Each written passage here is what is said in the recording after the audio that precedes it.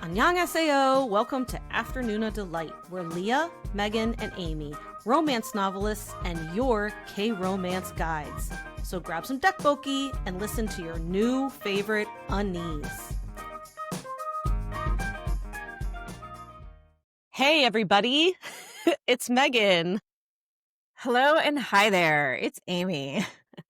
So it's just us two today because we're covering a drama that we watched, which is just a nice thing about having a podcast with three hosts because we can all watch different things. Because coming up later this month, Leah and I will be recording about a drama we watched together. But I did want to talk about, if you don't mind listening to me, maybe like not really a therapy session, but Sure.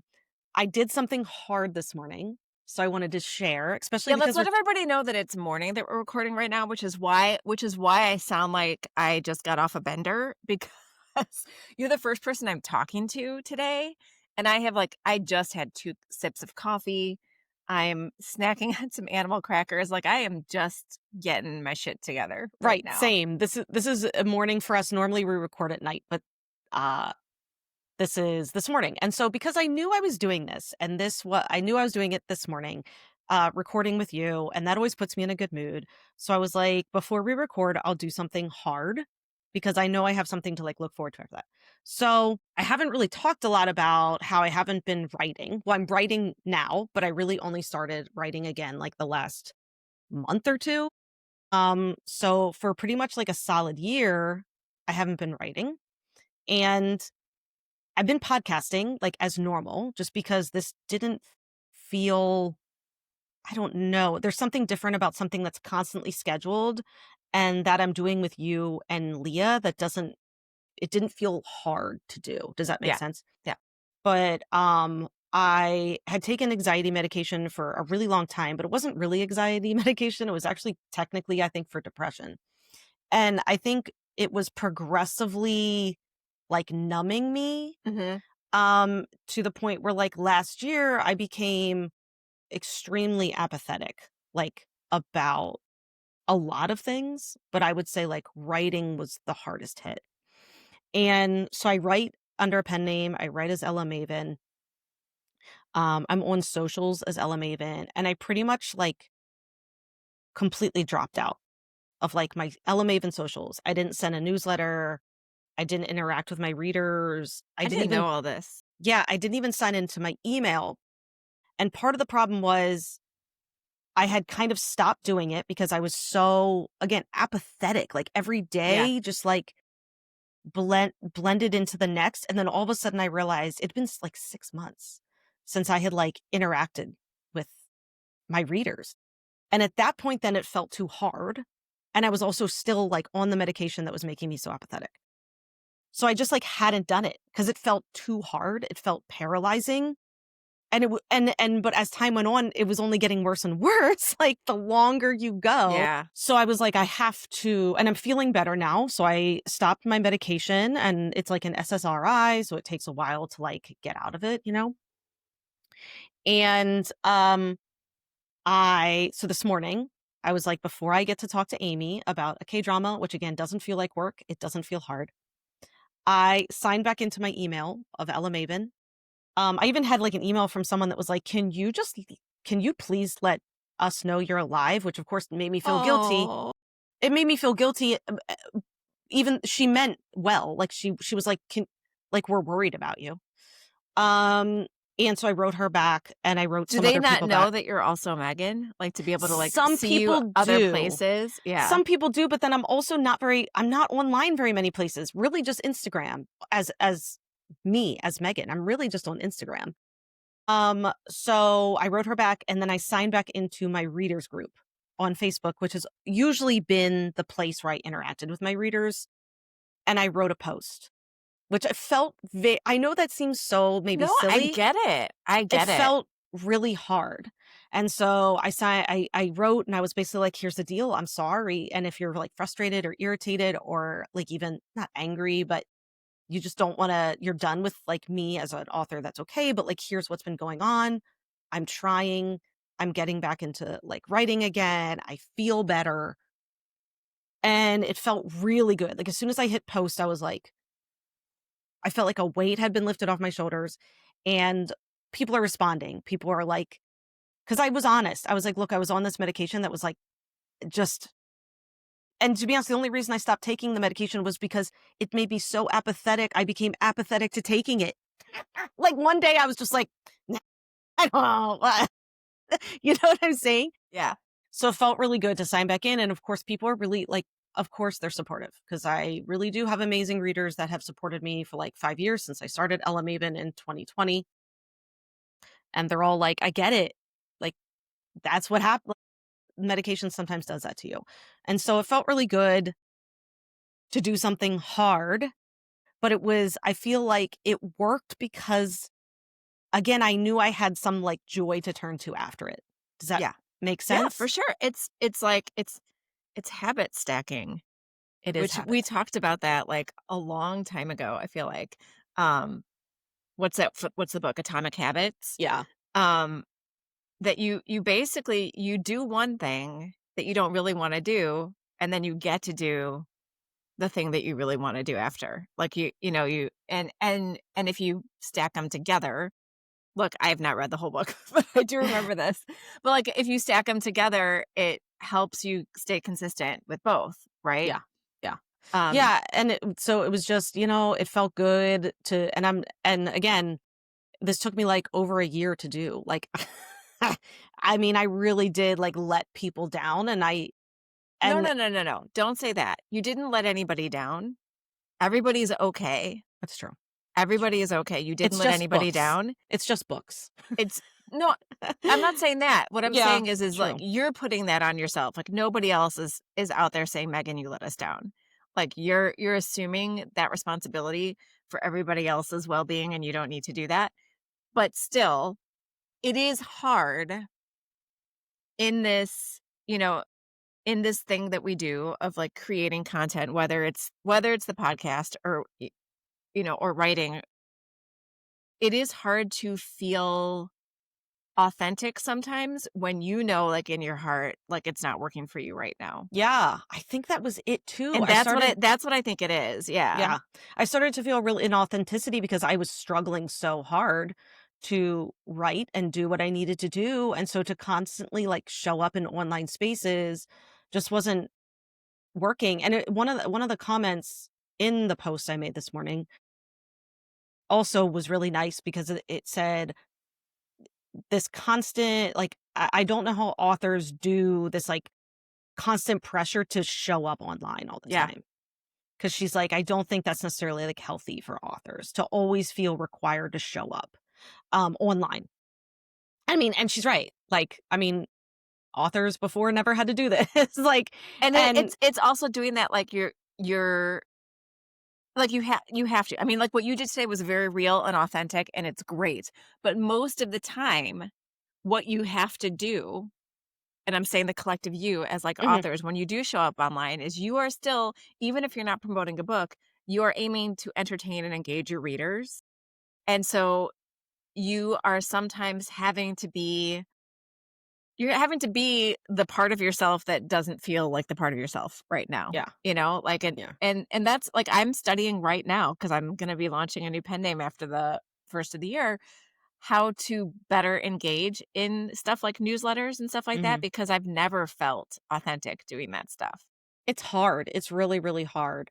Um, I struggle with it. I think sometimes I can be really good at it, but, truly, but then other times I don't, and it's probably when I'm not feeling necessarily, like, mentally great myself, like, and I had a weird week, like, I would say, like, emotionally this past week. I think I'm still dealing with kind of, like, the tail end of, like, um, getting off the medication and just everything, so it felt, even though it's been a while, but SSR drugs, they kinda, mess with you for a while, so, and then also struggling on what my plan is moving forward, like, if am I gonna start seeing a therapist?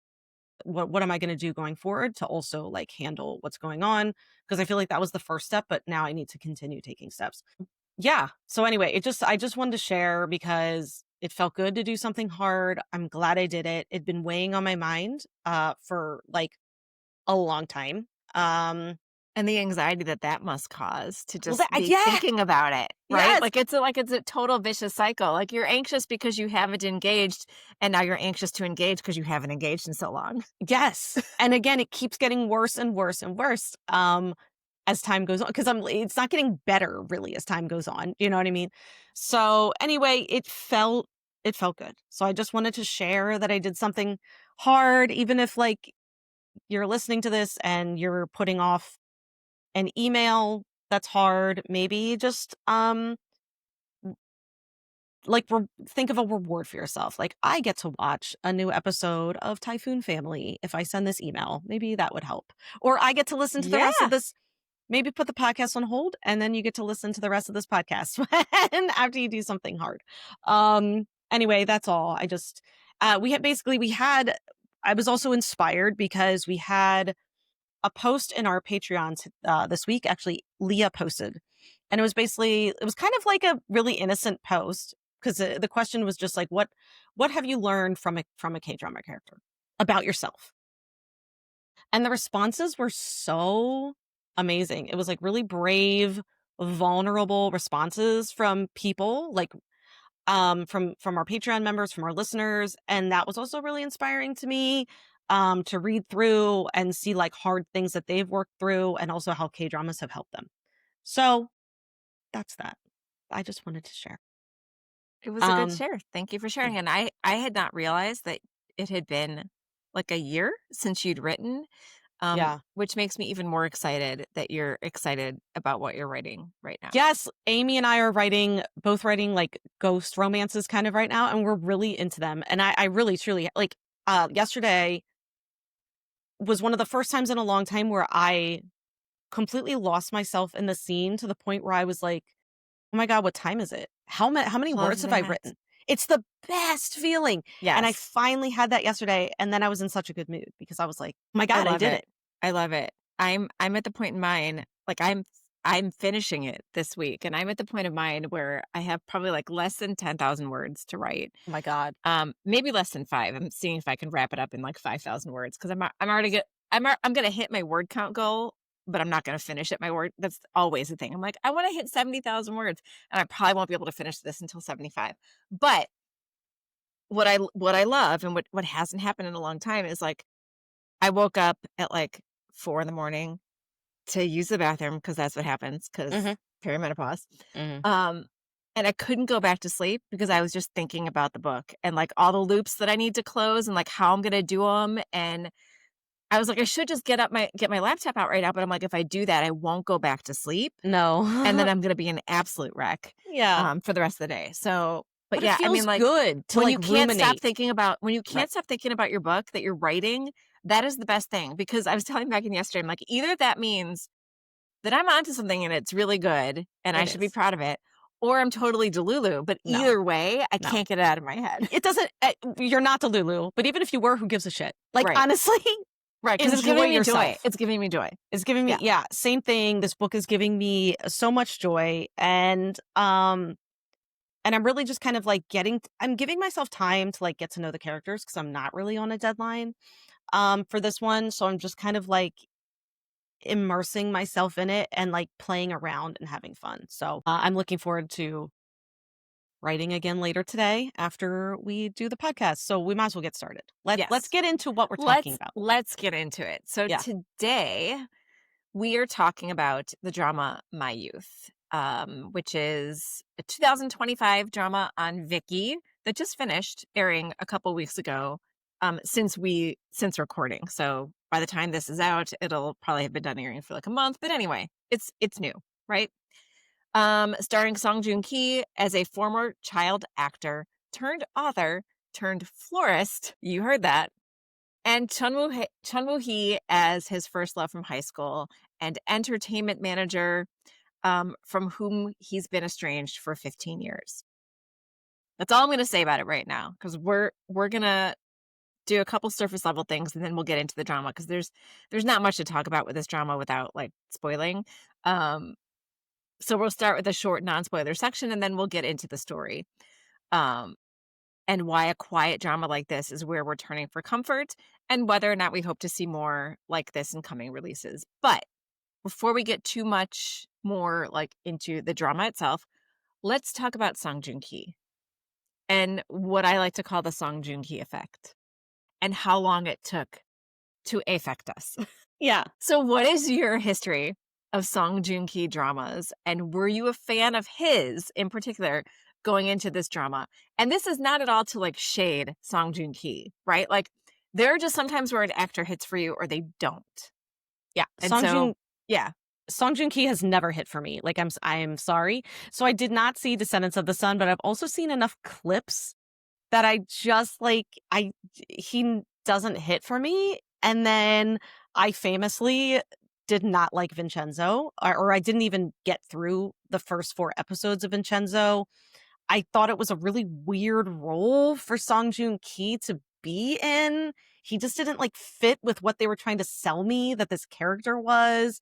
And again, I know I didn't finish it. Like, I know. And I'm a big proponent of like finish the art before you critique it, but I just couldn't, guys. I couldn't.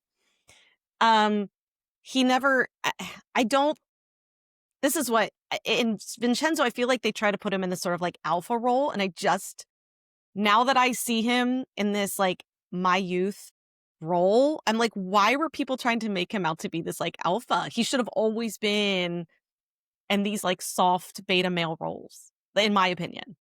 And that's the same thing with Descendants of the Sun, which I did watch in its entirety. And it was a fine drama. Like, it was not memorable for me. I did not fall in love with Song Joong-ki in this drama at all. I didn't hate him by any means, but like zero effect, right? Is basically like where I was with it. Like I was more into the second leads in that drama. And again, he was, like an alpha, like military guy. I don't know. I agree. Like it just doesn't fit. And it was so wild then to start my youth and be like, ah, yes, this is where you belong. Like, I can't get enough of this character. Yeah, Like, we talked about how I think I said on social media, 90% of the drama, he just wears overalls and he fucks around with plants. He's, like, cutting rose stems. It's literally all he does, and I am like, "What is this magnetism?" and the Like, floppy hair, like the floppy hair, and and the look, hat? The hat? yeah, and the hat, floppy hair, bucket hat, What? I don't know. like I am all for. Don't get me wrong. Like when we had the South Korea glow up for Hyun Bin in Crash Landing on You, and he went from, you know, hair down to hair up. I was like, that is like the man is gorgeous no matter what, but like to see that change and that glow up, like that was amazing. Like same thing in like Healer when they do the glow up when they're, posing as, people at this fancy party. But on the flip side, Opposite for Song Joong-ki. let's go to a guy who's always had like the slicked back, like updo, and put him in a floppy, frizzy, like fringe. Mhm. That's all I needed. All I needed. And the overalls that do not fit him. Like Just big overalls or an boots, apron. Oh, it was overalls or an apron, either one. never With wore dirt clothes that fit smudged on him. his face because you can't be a florist without having constant dirt on your face. And And this big was gardening and big Mickey Mouse gardening gloves. big gloves and some shears. And, like, this is the guy, this is his role. Like, I don't know what to say. Be this person Like, forever. how was he not cast in a role like this yet? And That's all maybe I he can has say. been and we just haven't found it, but like this is Probably. like the epitome. So It is. yeah. So the Song Joong-ki effect has finally taken effect for both of us.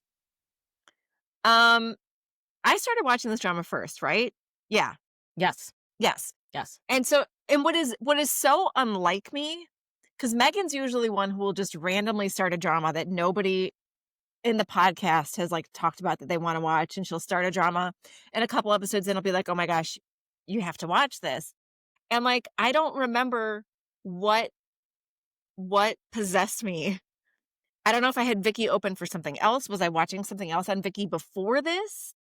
Like was that where was Head Over Heels on Vicky? I think so. So that might have been it. I might have had it open because I just finished watching Head Over Heels. Mm. And I was like, all right. I liked the thumbnail. The Vicky thumbnail for the drama. It's very romantic. It's just the hero and heroine like looking into each other's eyes. It's got like the the, like, sort of washed out lighting that makes it very soft, which we'll talk about, like, with this drama too, like, the look of it is just very soft, and I don't know what it was, but I was like, "You know what? Imma hit play." And I watched the first couple of episodes, and I remember messaging you and Leah and being like, "I don't know what's happening Yeah, to why do I like me," this? because I've watched the first 2 episodes of this, and, like, there has nothing has happened. Nothing monumental has happened, and I can't stop. Mhm. Like, I can't stop. Yeah, and so, you know, I think it was that, so it was the thumbnail for the drama. Also knowing that Seo Ji-hoon, who's our favorite second male lead from My Lovely Liar, was the second lead in this drama who was also going to get his own romance. Like, he wasn't gonna be a jilted second lead. But, yeah, mostly it was just a whim, and it was a whim that paid off. I was between dramas, and I was like, "Let's give Song Joong-ki, like, one more try." Mhm. And boom, it worked. Mhm. What made you like, how did I sell you? Like, I don't even know if I You sold it. didn't? No, you 'Cause, like, didn't because I don't know how to sell it in the I don't beginning. Yeah. I don't know how to sell either. So, I had finished watching I think I was watching Queen Mantis, which was I really loved, but it's not a romance and it's not super uplifting. I had watched Tempest and really didn't like it, and I was like, Well, nothing that's right, you were still doing ugh, Tempest at and that so I time. was like, maybe I want a romance, maybe that's what I want, and I will tell you, the main reason I watched it was for the second male lead. He was my absolute favorite in My Lovely Liar, absolutely adored him, and I was like, because again, I was not a Song Joong-ki person, so I was like, "I'm gonna watch this for the second male lead." Like, why not? Why not? And did I fall in love with him even more? 100%. I gotta talk about him. Yes. And I thought that that was gonna happen. Did I expect to like Song Joong Ki? No, and I did. So there you go. Like it Did was I expect to like him? No. no. I thought I was like maybe I'll fast forward through his scenes. So the fact that his overalls worked for me is a mystery. Still not sure how. So, this is what killed me, and I didn't know this until a couple of episodes in, and I was messaging with Sarah from Afternoon Asks, and when she told me this, I was like, "Oh, shit." So, the writer for this drama is Park Shi-hyun, whose only other writing credit is Run On, which is my for me, and no shade to those of you who love Run On, 'cause it brought me Kang Tae-ho, and I will always, always love Run On for that. But that was me in Run On, is I was fast forwarding through the main leads just to get to the second leads, because that's Mhm, all I cared about. But mhm, even with that, even with loving Kang Tae-ho so much and becoming a fan for life in Run On is a drama that it's so forgettable for me, like, what happened, like, I don't even know. And I remember that it was a like, it was my first experience with a quiet drama, and I was like, "Quiet dramas are not for me, I guess, like, they're just not for me." And so when Sarah told me that, I was like, "Oh, shit." Like, I've already invested, like, 2 hours, like, 'cause I watched, like, the first 2 episodes, and I'm like, and I like it. So is this all of a sudden gonna, like, take a turn for me where I'm like, "What did I get myself into?" And the answer is no. Like, I loved it, but I was definitely terrified with knowing that it was the run-on writer. as soon as you told me that Sarah said that, it started to I saw the similarity. So, the way 100%. the way she writes dialogue, this is my I am totally guessing here, okay? So, just I think her dialogue is hard to translate. I think her That was dialogue a big discussion for run-on, for sure. is very Korean specific, and I think it's doesn't always work well translated. That is my guess, because a lot of times the dialogue, I just feel like I'm missing something about it that I feel like if I understood Korean, I would be like, "Oh, totally get it." Or I was like, "I understood Korean culture." Did it matter in this drama? Not fucking really. I don't know why, but it's Right. I half their conversations, I didn't even know what they were talking about, and I didn't give a shit. I was like, "Whatever." I mean, I don't understand. This No. drama had something in it that hypnotized me. It's really what it was. It's hypnosis. And you either get it like, there were plenty of people who were like, I dropped this. That was Yeah. so boring." I respect your choice. Truly, I don't understand. It just I don't understand. I really think too, we'll talk about more of this later, why we think it hits with us, but Yeah. So I think this is a very tough question to ask because I would not have put myself on this list yeah. had I not watched this drama. But who is this drama for? Who do you think would like it? Because I people think who liked Run On, I think, dropped this drama. Yeah, I think slice of life, but I wouldn't say haven't seen, like, My Liberation Notes, but I do think My Liberation Notes is, like, generally more angsty. So I would say slice of life that's not angsty. I would think that if you liked Hospital Playlist or Reply 1988 or those, I would think that you could find similar things that you like in My Youth. It's just, again, it's like slice of life, no real strong through plot. Like, you're not really gonna get this, like, you're not really sure what's happening all the time. It's almost like there's a background plot in order to put our characters in the same room together. That's it. There's like it's like a div it's just I that's it. It's just to If you put them in a like room the together and have characters, conversations. yeah, if you like the characters, you'll like the drama. I think that's what it is because it's like just being a fly on the wall. And like there is a reason why a lot of people drop the drama. Like there's a main character like health crisis that we'll get more into that made a lot of people drop the drama because they're like, I just don't need that right now. Um, so without spoiling the drama, like we're here to tell you this is a romance which means it ends happily. So if you just, put that in the back of your head, that when that little thing pops up, I was never worried. And we'll talk about that as far as like story structure goes. Like we'll Yeah, talk about like why we were never worried. same. Um, Amy and I were really on it was actually really wild. We were on the same page throughout the entire drama for the most part. Like, really on the same page about how we felt about things. yes. And like when other people were dropping it, I was like, I'm not worried. Me either. Because here's what's gonna happen. I'm not Uh, worried. we were watching on vibes. We We were. were really tapping into the ether on this one and watching on vibes. And I had trust and my trust paid off. I think it paid off. Even though I do have some notes for the ending, my trust paid off. Same, same. We're gonna kind of frame the spoiler section, which again, I don't even think there's really spoilers because like Megan just said, nothing really happens. Nothing really happens in the drama, but stuff happens. Like there's some things. Um, so we're framing the spoiler section around why this drama worked for us because Mhm. I think that's the best way to talk about it.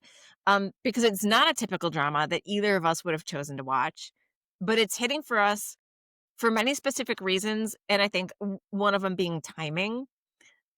Just kind of like the state, the state of the human race, as we speak. So yeah, so let's because we haven't really talked about the about part of the drama, and I don't even know if we can. So I'm going to give you the Asian Wiki blurb, and we're going to see if it even helps. Sun Woo-hae, played by Song Joong-ki, was a popular child actor who shined in his youth. Due to the greed of the adults around him, he lost his shining light. He barely made it through the turmoil and now lives peacefully as a novelist and florist, as one does. As one does. Suddenly, Sung Ji-yeon, played by Chun Woo-hee, appears in front of him. Sun Woo-hae and Sung Ji-young were each other's first love, and they helped each other get through the darkest times of their lives. They reunite after 10 years, although I think it's more like 15 in the drama. I Yeah, I don't don't know know. if that's right. This write-up says 10. The appearance of Sung Ji-young also reminds him of his past. Meanwhile, Sung Jae-yun works as a team leader for Feel Entertainment. She grew up in a wealthy family without any worries, but her family suddenly fell into ruin. Fell into ruin. Okay.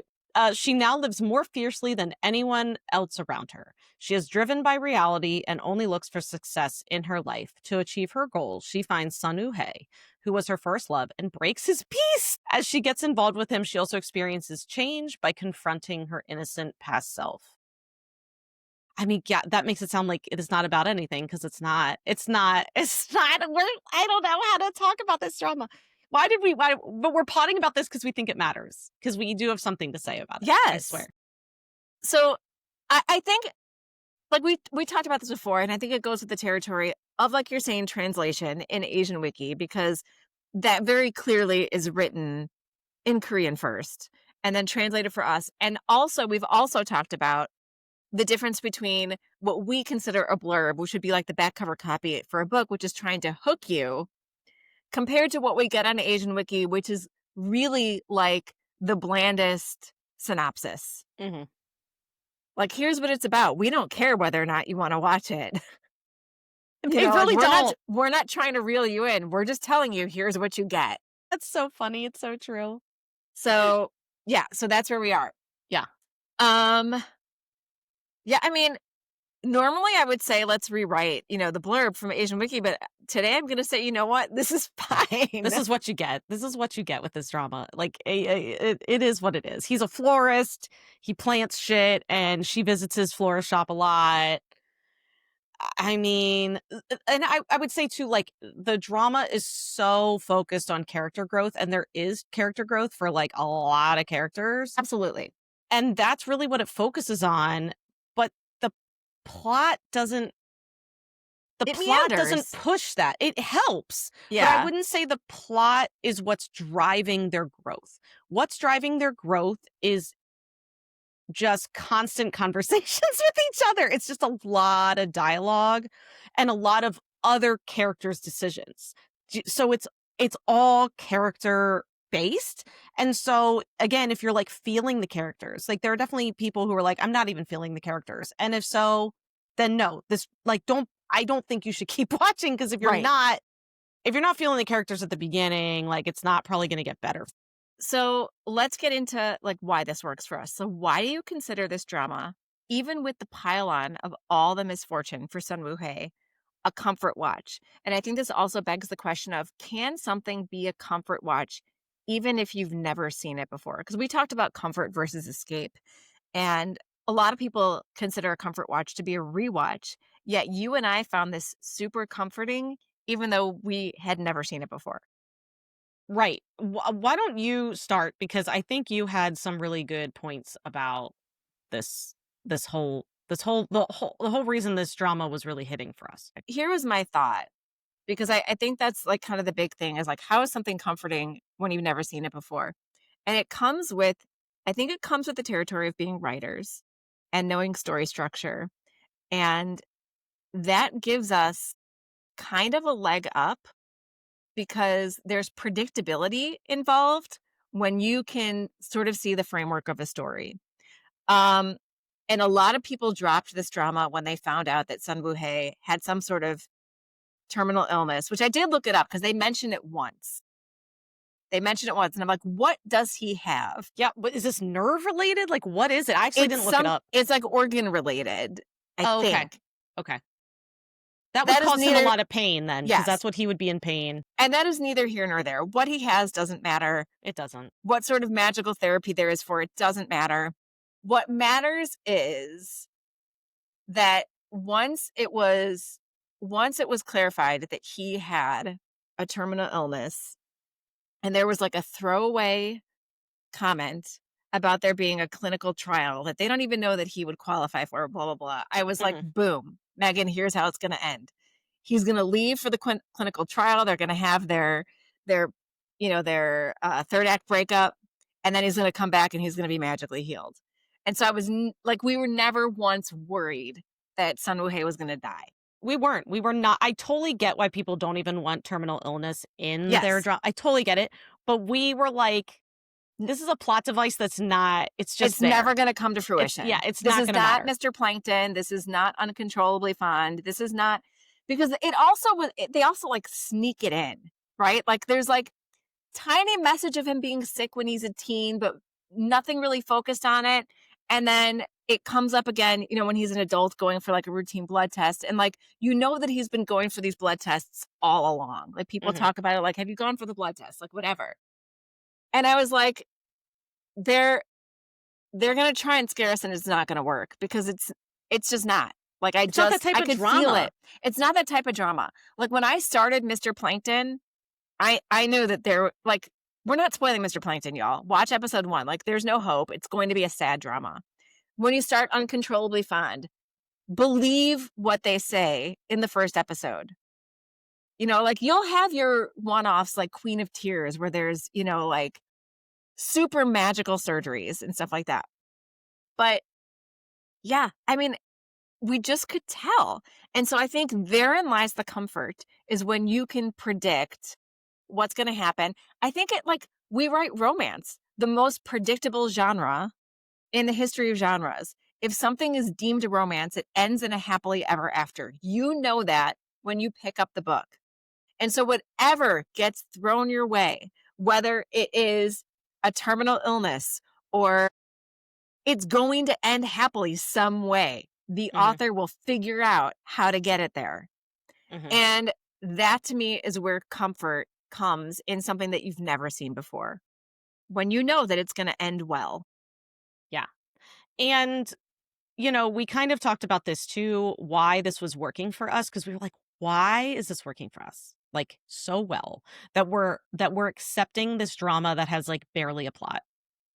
And And a main character who like shit after shit after shit happening to him. yeah. Terrible. Well, I mean, in the drama, Not though, I terrible. wouldn't I mean, not say terrible. Yeah. yeah. I mean, like, but like There's a Scandal as a child. oh, true. Like, he had a like, his life Scandal as a was child, unfortunate. mother unaliving herself, right? Well, yeah, that's Yeah. true. Father And the abandoning dad him. yeah, Yeah. Like raising there's some stuff, but like it's it's so softly dealt with. that's what I'm saying, everything is, like, so nothing felt the end of the world. And this is the thing, we're living in a news cycle where it is, like, doomsday every single day. Yes. And so, watching this drama that was, like, just little problems in these people's lives. That's what it felt like I was watching Yes. because nothing was presented to me as this is the end of the world. Like even when Song Jae-youn's there was a point in her childhood, I think they're referring to the IMF, which is when Her family fell into ruin. her family fell into ruin. Even that was like It was just glossed so over. delicately Yeah. handled, and also you knew she was okay because she was, like, an adult with a good job in her own apartment, so you like, her family was okay, like, I don't know, Right. everything was handled with this, like, soft touch. Everything it just felt like every problem was gonna have them land on, like, a soft cloud. I don't know how to explain it, but that's the way this drama was presenting things to me. That's the way it felt watching it. So it kind of felt good to, like, worry about their little problems when you knew that you were gonna get this soft landing, when in reality, I'm not getting a soft I'm not getting a soft landing in today's news cycle, okay? So it felt good to watch that. And that was the comfort. This is why I'm not sure if I watched this 2 years ago, if I might have just dropped it. I'm not sure if it would have hit me the way it hit me as I'm watching it today in September of 2025. You know what I'm saying? So, and I've said this before, we've all said this before. Sometimes it really is a drama catches us at the right time, and there's no like rhyme or reason. It's just it hit us at the right time, and I really think that for Amy and I, that was my youth. We enjoyed watching it because it worked for us at like this time in our lives. Okay. Um, yeah, it's timing. It's 100% timing. And that's like what we kept saying is like, I'm watching this when I could be doom scrolling instead. And it's soothing me. It's giving me peace because even like I said, with all the pylon for Sun Woo Hae, I just knew that it was gonna end okay. And like the worst thing that I had to worry about was it wasn't even like, is he gonna survive this illness? Because I knew that he was. The worst thing that I had to worry about was just like, how long are they gonna be separated? When will the second leads finally kiss? You know, and it was stuff that was like so manageable. It is, and there's even I remember I finished watching, I forget what normally I don't watch the previews for the next episode, okay? But I accidentally like left it on and the scenes from the next episode came on and it looked like it was dissolving into like super angsty. And I was like, I didn't really want that, but like I'm willing to like give it I remember thinking, I don't know if I want to keep going. And then I watched the next 2 episodes, and that little angsty bit was, like, 5 minutes of the next 2 episodes. Like, Right, and I know which one you're talking about too. I know which one you're talking. yeah, It's it's like when they when they cry in the rain because 'cause he'd been in the hospital, so he hadn't shown up for her date, and she was mad at him, but more than mad, she was worried something happened to him, like a normal human being. She was just worried something happened to him.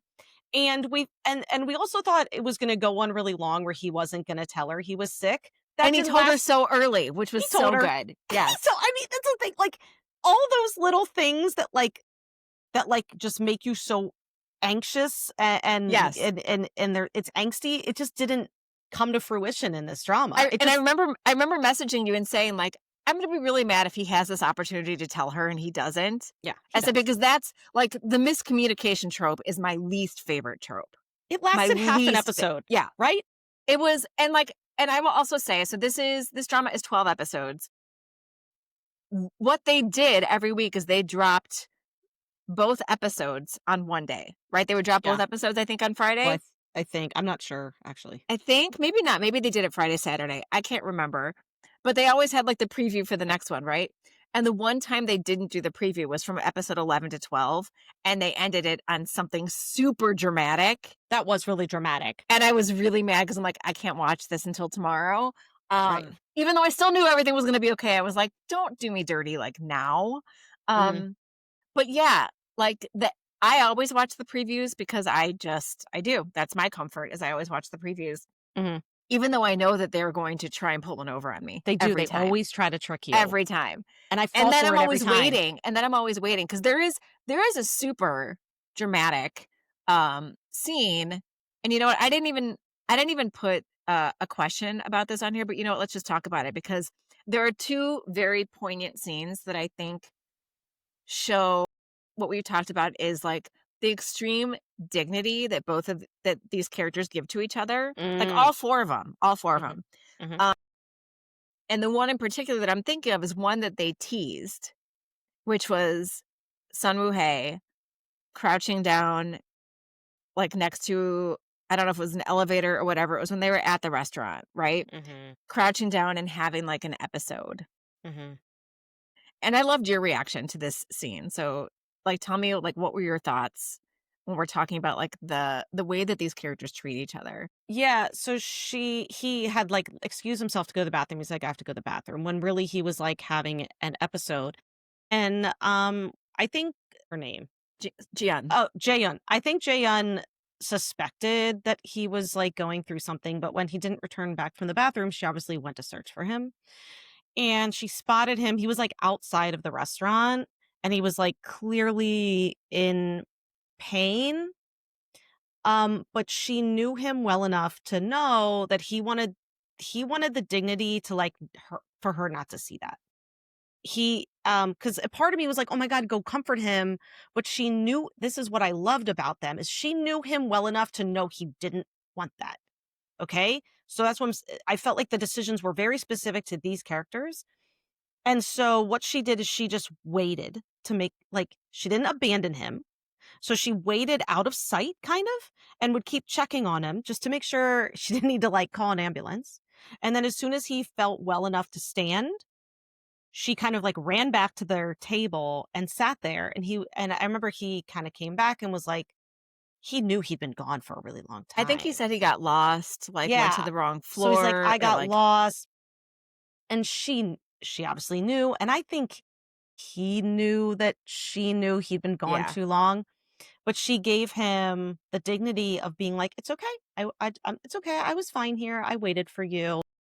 And I just loved that scene because it made sense for the characters, and it just showed the respect she had for him, to allow him to have that private moment.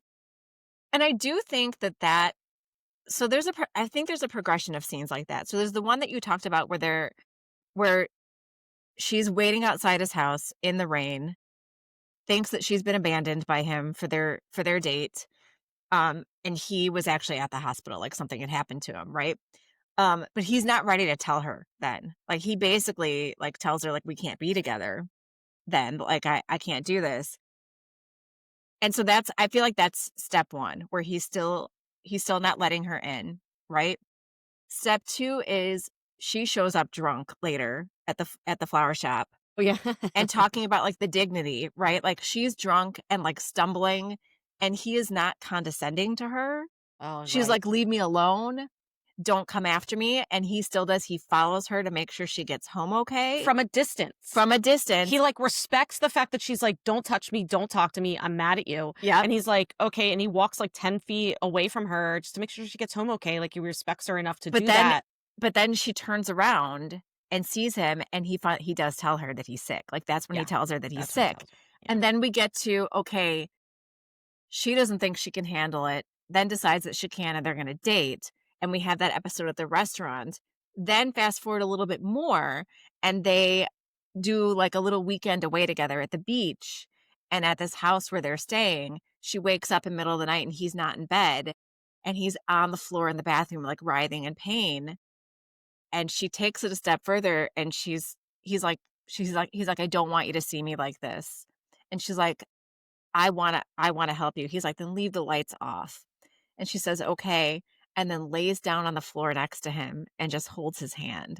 Feel like she knew that time was different, and also Yes. I think that time was different because they were alone, where Yes. back, He was like in public. yeah, he was in public before, and I think he just wanted to, like, try to act like everything was okay sort of still when he was, like, Yes. in the restaurant or outside the restaurant, but this one, she was like, "No, we're alone. We've also like, we've been intimate, like, this is, like we're taking this a step This is what we do further. now. Yeah, this is what we do now. I hold your hand through this." Like, this is like, our relationship you could tell the It's relationship the had progression of the progressed. relationship, that's what I'm Yeah, saying, yeah, and like, that's what I'm saying, it was, like, these slow little bits that we were being handed about these characters, about their relationship, and that's why, like, things happen, but, like, also nothing happened, it was just these, like, slow progression of their relationship. I mean, that's what yes. we were given. And their growth as people, because what Sun Woo-hae's thing has always been, like, since he was a teen, and we'll talk about that when we get to Nuri in a minute, but what Oh, his yeah. thing has always been is, like, he's felt like he needs to shoulder all his burdens alone, and I think what he learns through his relationship with Jiyeon is that, no, you don't. Like, that's what being in a relationship is you shoulder each other's burdens, and I thought that was, like, being a fly on the wall of them figuring this out. So, yeah, let's get because we haven't even talked about, like, the teens, because the There's very first flashback scenes. the first half of this drama had a lot of flashbacks to their teen years. So let's give a special shout out to Nam Da-rum, who plays teen Sun Woo-hae to perfection. There were a lot of people who quit the drama because they wanted more of him. They wanted more of Yeah.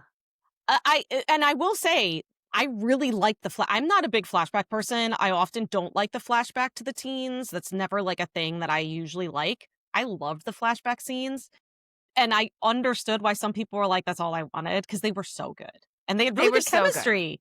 Yes. But yeah, Um, so, we were talking about this, where Megan's like, "I'm pretty sure he plays the teen version of everyone and everything." he does. So I hopped on Asian Wiki, and, like, this list is not exhaustive. This is just what I copied down. So he's young Ryuk in Sound of Magic, young Han Ji Pyong, or Good Boy, in Startup, young Cha Do Jin in Come and Hug Me, young Lee Gang Do in Rain or Shine, young Jung Jae Chan in While You Were Sleeping. Um, this is just kind of like a bonus, but, like, the boy beaten by his stepdad in Goblin. Oh, who was saved by a Subway sub? Yeah. And even young Ji-hoo in Boys Over Flowers, which I did not realize until yesterday. So Nam Da Rum, and how old is he now? I Old enough that he should start getting, like, lead roles, I feel. Yeah, because he is okay, he was born in 2002. Okay, so he's still young 20s. He's still young 20s. He is a delight. I can tell that he's looking older, so he kind of has, like, his, um his jaw is definitely, like, sharper, like, he's starting to look Yeah. like more of, like, a mature it's Yes. if you lo I mean, if you go to Asian Wiki and look at the drama series he is in, you are scrolling for a while. It is absolutely crazy Yep. how much he has been in. And he good wasn't, for you know what, him. he wasn't acting alone in this. Like, let's give a shout out to, like, Jun So Young, who plays Young Ji-yeon as well. Like, She they were also did great together. amazing. Yeah. It's just that I see this guy all the time. I know. No, it was so funny because you're like, I'm pretty sure that that's Young Good Boy. And I looked it up. I'm like, oh, not only is it Young Good Boy, it's Young this, it's Young this, it's Yeah, Young this, it's Young this. Like, he has played the teen version of almost everyone. of him. I And do, and I to do. perfection. Like, keep Mhm, at it. Like, I love mhm. it.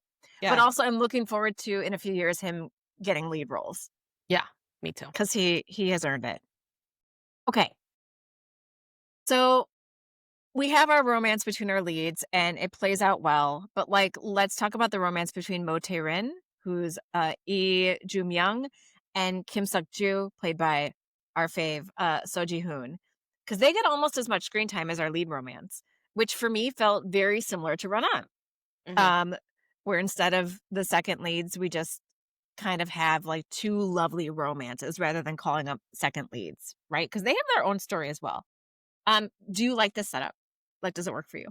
Yeah, well, again, I mean, I watched the drama for So Ji-hyun. I mean, that's why I started watching it. I did see some people say they wanted more second leads, that they didn't get the or they wanted more of the second leads. They didn't even get enough. Totally respect that. I do think the second leads got a good amount of screen time. I really do. I thought that their chemistry was so freaking good. There is something about Seo Ji-hyun. I need him to be in a lead role.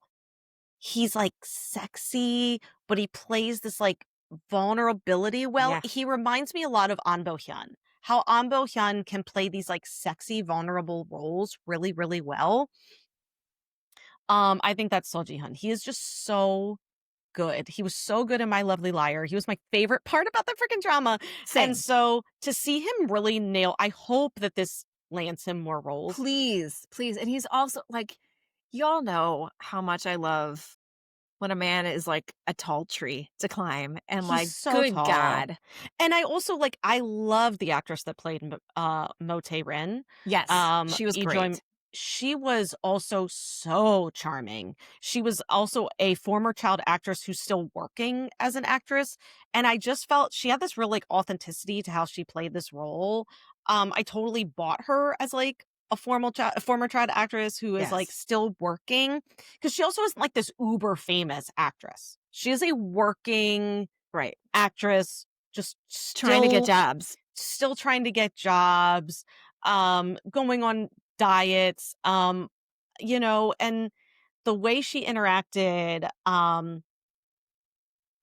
with Sukju was just so good, and I loved their romance. It Yes. felt when they kissed, I was like, "Oh, I was so on board for it." Ugh. Like, and talk about like, let's talk about like dignity again, right? They're both trying to quit smoking. And so they stand on rooftops and blow bubbles together Mhm. to satisfy their oral fixation. She is always on a diet, like you said, and I mean, like, I hated it, but also understood it. Like, that is the life of an actor, like, especially a female actor, because there are standards that are not fair that they are meant to live up to. But, like, speaking of the dignity, she calls him, like, gets him, like, he's in his sweats, like, relaxing, and, like, gets him to come to a ramen restaurant, order a big meal, and eat it so she can, like, watch the Like meal being, smell it. She yeah, smell basically it. wanted a mukbang in front of her, but she didn't wanna And because she couldn't he eat. didn't, like, fault her for it, but what I think is hilarious, like, his, like, wanting to give her dignity also, like, bit him in the ass sometimes because he finishes the ramen, which he didn't even want. Yeah. He finishes the ramen, and then she's pissed that he didn't offer her a bite Yeah. after she said, "Don't give me a bite, even if I ask." And then I love that later he's like, "Was that really about the ramen?" Right. He Like, he understood gets her. her. Yeah. He really got her, and she liked that he got her, and every once in a while, he'd do something, and she'd be like, "Oh, he's so cute." Like, she really loved him, and And she didn't I shy away from saying it either, like, she would say it mm-mm. to him, like, "That was so cute, what you did." Yeah, yeah, I loved it. I love Oh, them. I think please, give him a lead, like, Lee Sung-yi and him, like, give them leads, yeah. please. Romantic leads, today. The more I'm thinking about this drama too, so this is a concept that's new to me because I think it's very kind of like, maybe it's Confucius or I know it's Asian, which is the saving face kind of concept, Yes. like, which is I think that's what we're talking about when we say they give each other dignity. I think this drama was very much like allowing people who you love to, like, save face, to maintain their dignity. I think there was a lot of that in this drama, but that resonated with me. And again, not that that won't resonate with just anybody because it's a wonderful thing and a wonderful mature relationship to be able to do that for your partner, Mhm, but I also think it goes with, like, where we are in the United States, what we're going through in the United States, and seeing dignity being stripped from a lot of people mhm, because of the treatment of the government. mhm. And to see, like, just how easy it is to just be good humans to each other. Yeah, because one thing actually, this is a little bit of an aside, but there's no villains in this drama. That's another No, there's no reason bad guy. I guess we should have mentioned when we said to comfort watch, there's no bad guy. Sukju's mother is a little bit of like a difficult person, I would say. But She's also even Sun Woo-hae's stepmom, like, let's just put that out there. She yeah, is she's married to Sunu. Sun Woo-hae's dad. Yeah, she married Sun which Sun Woo-hae's dad has his own issues, but you also do like sympathize with him a little bit because I just think he like makes terrible decisions, but I don't think he like means to make the terrible decisions. And Sukju's mom, she is also Jae-yun's, like, former boss. Like, everyone is, like, intertwined and mixed, and I think that's also why I like the drama because you feel like it's just this, like, community. Connected, yeah. It's all connected. Kim Pil-do is the CEO. So, there's a scene that's very funny, which Sukju and, Sun Woo-hae are, like they're, like, carrying something heavy, and then they A big drop it, box, yeah. a big box, outside of Pil-do's house.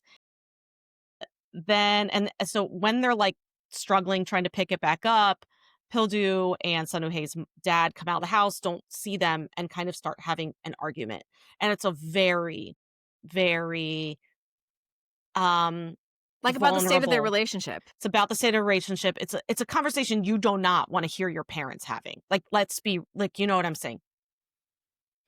And, Pildu and Sunwoo-hae's Pildu realizes, after the argument's over that her son and her, like, stepson heard the whole thing. Sukju walks in the house like, he knows he kind of has to, like, confront this, but he has to do it in a delicate way. This is his mother, and it's the same thing. He gives her dignity, and he lets her save face because he basically walks in and is like he doesn't, like, bring it up. He doesn't she's like, "Wanna go eat with me?" And he's like, "Yeah, let's go eat together." It's those types of, like, moments where, again, you're just being, like, good humans to each other that also, um, resonated with me, and all the characters too, like, no one was just bad.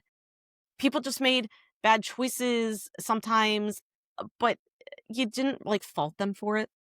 No, they were just being human. Okay, let's talk about Nuri, Sun Woo-hae's younger half-sister, played first by Lee Chae-yu as a little girl, and then as a teen by Choi Jung-woon. Why is her character important to Hae's emotional growth? Yeah, And why do we love her? she was so fun. I thought she played such a good teenager. Um, she felt like an authentic teenager to me And in a she way got to that have a boyfriend. Like, sh everybody got to be in love in this drama. she got to have Everybody. a cute little boyfriend who clearly adored her. I think she was really it was interesting for her her relationship with Sunu. Hey, it was interesting because he had taken care of her since she was like what, 6? I mean, she was little. And there came a point where she's like almost an adult. I mean, I think in the drama she was like graduating high school. So she was probably like 19 at that point. And so she's like an adult and their relationship is shifting. And I think she's recognizing that their relationship is shifting. 'Cause he definitely still tries to, like, dad her about, like, little things, like, he's like, "You stole my pen, bring my pen back." But I also think he's starting to realize that, like, their relationship is gonna change. Nuri, once when she realizes he's sick, that was, like, a big thing for her, was she was like, "I'm like, we're in this together, like, we're family. Like, don't treat me like I'm just, like, this, like, little kid that you used to take care of. I'm not that anymore." And I think that that was a maturity moment for her. and a wake up moment for Sun Woo-hae to be like, "Geez, you're right." Like, relationships change and shift. And she's one of the ones who, like, flat out says to him, "You don't have to always deal with things alone. Like, that's what family is for." And I love that she kinda put that out there. Um, Yeah, because he always had. That was the yes. problem. Like, his dad was like, "You take care of yourself. You take care of this little girl. I can't do this." Like, he had this his whole life. So I think once he was an adult and realized that there were, like, people around him who love him, and who are gonna be there for him even when times are hard. Because I think that was a Yes. big thing too. Like, he'd been abandoned once he was no longer useful as, like, a child actor. And so when he realized that people were still gonna be there for him when times are hard, that was a big moment for him.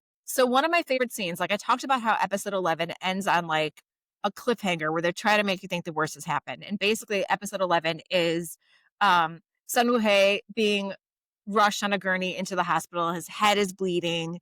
They're doing compressions on him, which I'm like, he has, like, a concussion. Like, afterwards you find out he, like, bumped his head because he had an episode. Like, Yeah, I'm like, "Does he need, like, no, CPR right he now?" did not. No, it's very funny. But, Yeah. like, that's how they end it. Yeah. Anyway, episode 12 begins with everybody realizing he's okay, that he just bumped his head. But what happens is, Jiyeon lets Sukju and Nuri go into his room first to, like, Oh, see him. yeah.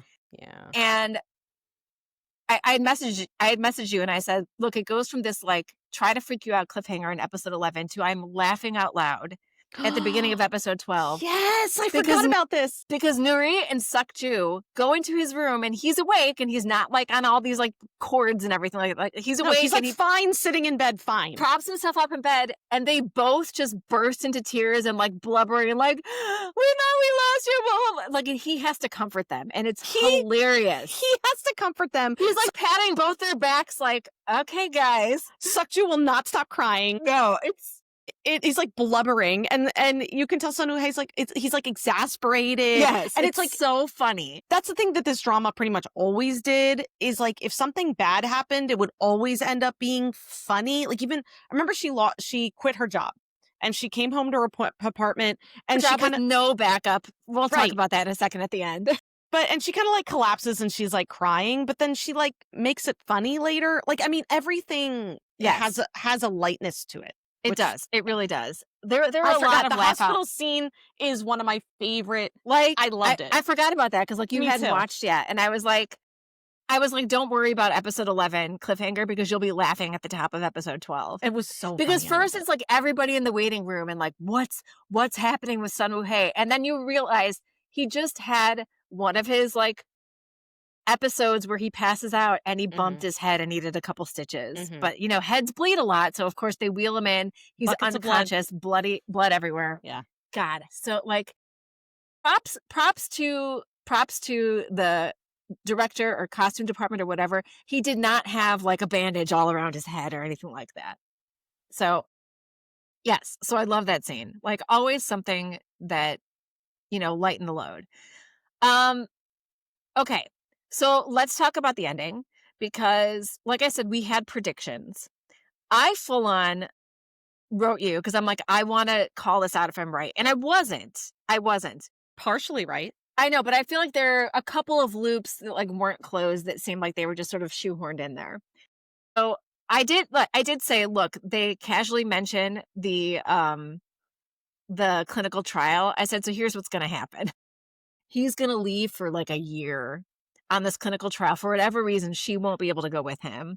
She's going to leave. That's going to be their second act breakup. He's going to come back magically healed. And you're like, absolutely, that's 100% what's going to happen, right? But I had some other predictions. I was like, I have written the last episode, and here's what I have written. It was so funny. And I'm a little mad. Okay. Yeah. So we had a side character who was a bookshop owner who was kind of like a mother figure to Sun Woo-hae. I think she was a former teacher. She was, because he called her teacher. Yeah. And she, in the last quarter of the drama, decides to up and move to Australia Like, just no reason. for no reason whatsoever. She's like, I Doesn't don't know speak how to English. surf. Yeah, I don't know how to surf, but I'm gonna do it. I'm chucking it all. Yeah. Okay. So, and she And so I said, okay, this is an opening because Jiyeon has quit her job because she just kind of fell into her career. Like she didn't finish college because her family, like, right? She didn't finish college, right? I don't think so. I don't think. Like she just kind of fell into her career as being a manager and she was good at it, but she didn't feel like it was her calling. And so she up and quit her job for zero reason with zero backup. I said, okay, here's what's going to happen. He is going to leave on his clinical trial. She is going to take over the bookstore Mhm. and he's going to come back and she's going to be running the bookstore and he will run his flower shop and they will be these adorable little shop owners who have Happily ever found their after. calling, Yeah. right? The bookshop is absolutely forgotten about. No We no never hear mention. about the bookshop again. What was the purpose of this character and her leaving? And what happens is Jiyeon quits her job. And for 1 year, maybe 2, we don't know exactly how long he's gone. He closes the flower shop. But for some reason, flowers and plants keep living and she takes care of them. Yeah, she does go into the flower shop and take care of the plants while he's gone, which I'm kind of like, that But seems the like shop not the is best not in plan. business. Yeah, The shop is not in business. right. I don't know what the plan is there. Right. So I was a little disappointed in her basically having zero career at the end. Yeah, How like, is what she are you doing? surviving? How Yeah, is she surviving? don't know. Because his shop is not making money. Yeah. And I'm then ass how and then you talk about his return. Yeah, well, I'm gonna assume she ended up working with, like, a new entertainment industry, but even then, that's very "What's Wrong with Secretary Kim" about it? Because like, Yes. what's the but when I okay. So so she's like she shows up at the flower shop, like, again, there's, like, 10 minutes left in the last episode, so I'm like, something has to like, all we've gotten for And they have not like FaceTimed, like nothing. I'm like, there's whatever country he's in, which we think it was like I America. think it was America, that's where the clinical trial was. Like I get it's 13 and a half hour difference. You can have like go watch past lives, people. There's overlap where you can Skype. Yeah, like, okay, so we haven't gotten anything from I'm starting to be like, how are they like, what are they doing? Okay, In and there's, 10 like minutes, right. yeah, there's, like actually, at this point, there's probably less than 10 minutes left. And she shows up at the flower shop, and she sees that, it's not closed. It's, like, open. And she's like, "Well, who's here?" And she opens up the door, and he just emerges from the back holding a plant. Like the first time they met as adults. Like, Like the it's they're first time they trying to met, mirror that, which like I can appreciate the symmetry, but and then he acts like he's like, "I'm just here working. What are you doing?" she And I'm thinks it's like, a dream because she dreamt the day before that so he was home. Yeah. I thought it was a dream. I'm like "Is this the afterlife? Like, did he actually die?" Like, I was actually really confused. It took me and, like, that's how it ends. She's just like, "I'm glad you're back," and he's like, "Yep," and they hug. She's like, "Are you real?" Yeah, And she says, "Are you real?" he's like, "Look, there's our shadows." And I'm like, "Are you a fucking vampire? That like that He's proves like, you're "What?" real because you have a shadow? You He's have like, shadows and dreams?" and he's like, "I'm in the mirror," and I'm like, "You doth protest too much." Like, I'm actually like, you know what I'm saying? If you need to prove that hard that you're real, maybe this isn't the right ending. It was very, very strange. And also, if like Like I if he shows up without even like calling her. Just and goes then back to work. and then it's just over. And all I could like, and I remember I'd like close it. So it took me. This is what I said to Amy. Look, the whole drama was a whimper, and it ended with a whimper. And I don't even mean that in like a bad way. I'm just like, this is what I said to Amy. I was like, I didn't. In no reality did I think this drama was gonna have like this like big reunion, because this just wasn't what this drama did. Like, I don't think this author writes that way, but it is fucking insane that your loved one would be in a clinical trial in another country for 2 years, and instead of them being like, "I'm coming home," they just go, See? "And I'm healthy," they just go right back to work. What if my husband was, like, dying? He left for a clinical trial, and then one day I go to his office to pick something up, and he's just there at his desk? And he's like, "I had work to do?" I would be like, "Fuck off." I mean, that's basically what I mean, It's can just we it was set up so well to not be that. Like, they even so he and his dad are estranged, and his dad is trying to make reparations, like, the entire drama, which is great, and they set it up well for him and Ji-yeon to talk about why she can't go with him and how they will find a time to video chat. Like, they even mention that.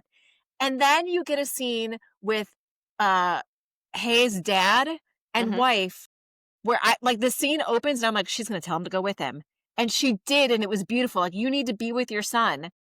And then you never see them Well together. You well, no, never he see father and son together yeah, and he, like, having a returns, reconciliation, and then and he he li returns early, I'm like, like "Well, the dad. It's absolute madness. it Look, is." I wrote the last episode so perfectly. I know. Like, I love the dad going with them, and the drama figured that out before I did, and that's great. But, like, the bookshop could have been her call, like, she could have had her calling. She could have been like, "I fell in love with your book when you wrote it when you were a teen." Because a big part of the drama was, like, adapting his book for the screen. This book that he just wrote to win a contest and get some money. Like, Don't it's don't absolute get me s insanity. the author part of this drove me insane, but that's Absolute side the point. insanity. Yeah. But there were loops that were opened that could have been closed so well Yeah. in an I hour. And instead we had her like we had I'm going to say we had a good 10 to 15 minutes of her like going to the shop, moving around plants, sitting at the desk, falling asleep, dreaming he was home. He's not really home. Then going to the shop. The open sign is there, walking in and he's just like carrying a plant. Yeah, Like, I what? I could say they ran out of time, but they didn't fucking run They out of time. didn't. So Megan, like I was like, Megan, tell me as soon as you're done because I have thoughts. And I like went off on a tirade, and you were exactly what you said. You were like, this is pretty much what I expected. But I was like, I it had did. so much potential I agree. to I have a agree. very romantic ending I agree. and to close so many loops and to give Ji-yeon agency and purpose. Instead, she was just the caretaker of a closed flower shop for 1 to 2 years with zero income. Caretaker of a close shop. Stop. I know. But that's what I'm saying. Like, I almost could. I understand that you were pretty irritated. I guess I just wasn't irritated because my expectations were kind of low for it, Right. if that makes sense. And my writerly brain Right. expected more Yeah. And because it was totally there. fair. It was there. I mean, like, Yeah. it wasn't hard. It was there for the taking. It was there for the It taking. wasn't hard. I know. I know. I know. I agree.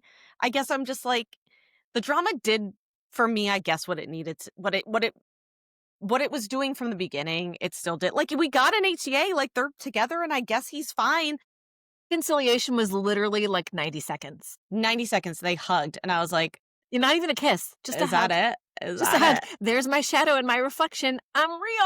And he's wearing his overalls again, like, cannot let go of those overalls, like, but I still love the The overalls are overalls. giving. I'm not upset about the overalls. Crazy. Like, I mean, even, like, there's, like, no butt on these overalls, like, no shape.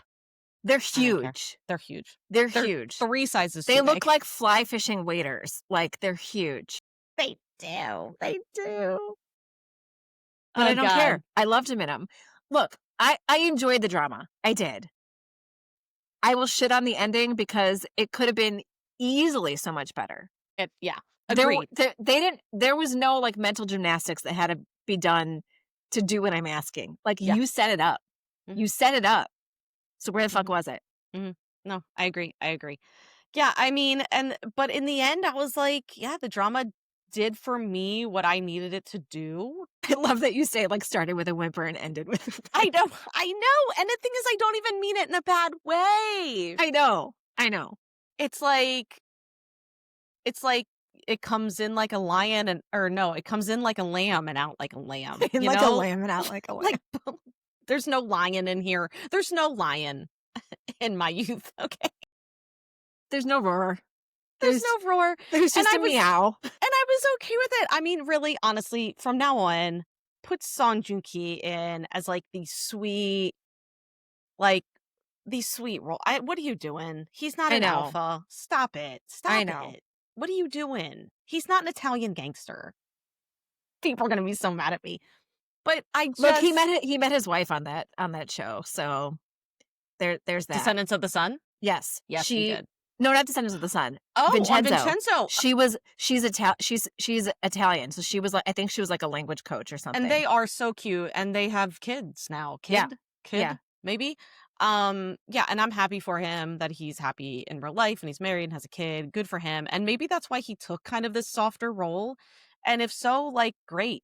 Do it again. I just saw, I don't know if this is true, I think it was like a post of like all the season 2s that are coming for dramas, and it looks like there's gonna be a season 2 of Reborn Rich. And I'm like, do Uh, I want to watch that? Like, cause I do love me a like comeback from the dead revenge drama, but like, I don't know. yeah. Yeah, I don't know. I maybe would even watch My Youth too. Yeah, like Um, if there was a My Youth 2 with the same 2 couples and they have kids now, I would be there for, give me 16 to 20 episodes of that. I would be there. I would watch the second leads paint a house and watch it dry. I would.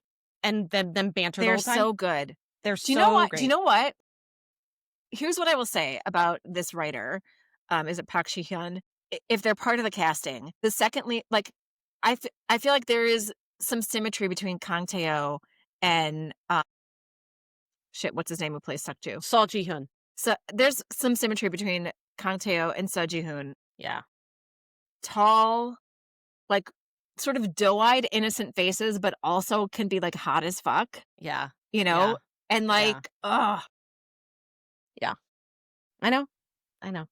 Well, any final thoughts? I mean, I think we actually covered a lot of, We didn't did. think we were going to talk this long about My Youth. I will tell you that we thought this was going to be super short because nothing happened, but apparently we had a lot to say about My We Youth. did. I hope we covered it in such a way that makes you understand, listeners, why this is an appealing drama for some people right now. Like, I would watch it again.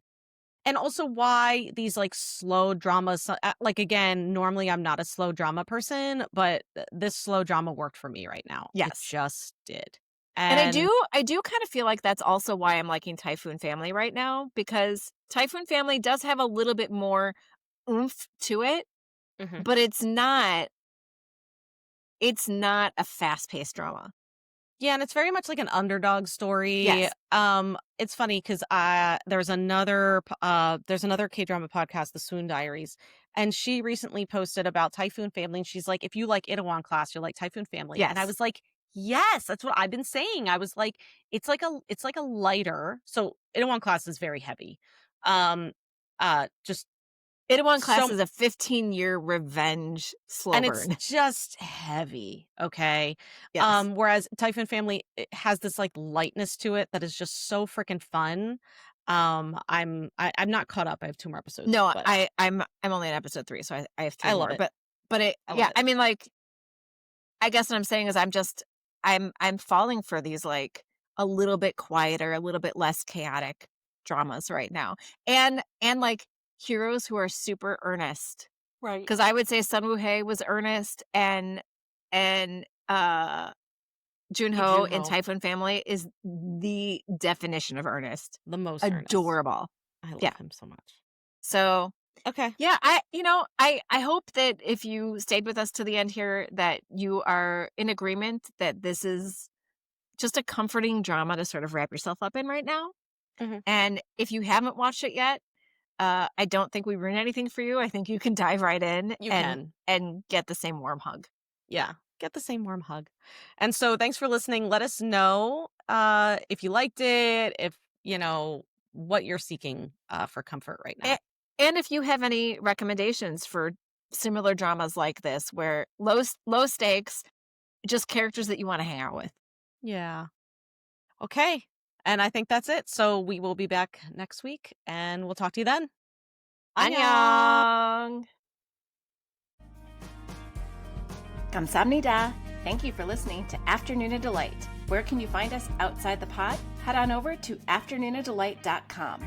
That's AFTERNOONADELIGHT unpack.com. You'll find links to all our social media, our book recs, K-pop and K-skincare recs, and if you want even more afternoon of delight, because really who doesn't, you can join our Patreon, where you can choose the patron level that's right for you.